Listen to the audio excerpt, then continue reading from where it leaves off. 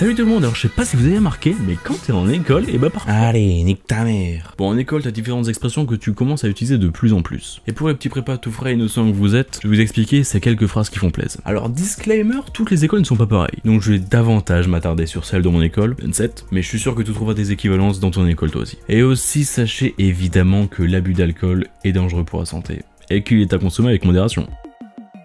Hop hop hop! On commence directement dans le vif du sujet, la base de la base. Ce qui dictera un bon nombre de tes fins de journée. Le café populaire, aussi appelé café pop, ou directement le pop, est le rendez-vous incontournable de tout N7ien qui se respecte. Alors il y a forcément un acronyme qui correspond au bar du coin pour ton école à toi aussi. Mais on connaît tous ce genre de soirée qui commence normalement, mais qui après ces quelques syllabes prononcées, part en gros traquenard sa mère, et qui se finit à 2h du mat. Si m'amène, tu sais très bien de quoi je parlais.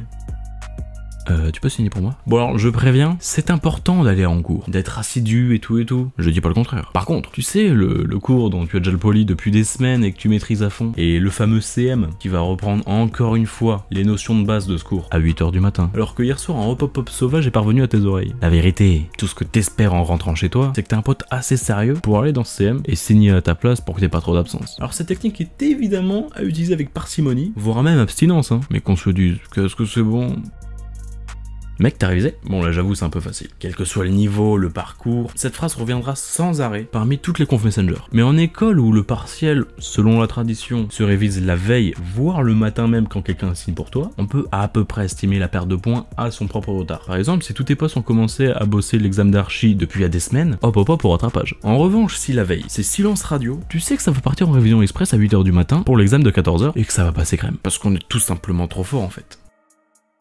Je paye ma caisse. Recontextualisation. Hop lancé à 20h. Il est 11h30, t'as bu 11,5. Comme c'est tes potes qui te ralassent depuis le début, la légende veut que tu payes ta caisse. Alors oui, une caisse, c'est littéralement une caisse, en bois ou PVC la plupart du temps, remplie de verre, une petite dizaine la plupart du temps. Et donc quand t'arrives le moment fatidique où tu payes ta caisse, à tous tes rails qui s'impatientent, il est de ton devoir que cet acte ne soit pas vain. Il doit être reconnu. Il doit résonner aux oreilles de tous. Sinon à quoi bon si tu n'as pas la reconnaissance que tu mérites? C'est alors que le fameux « je paye ma caisse » est lancé. À ce moment, en conseil d'amis, c'est mieux que tu notes en avance qui est présent à ta table, parce que l'effet de ce genre de phrase implique un regroupement autour de la table où moult vautours et autres rapaces vont essayer de se mettre bien à ton compte.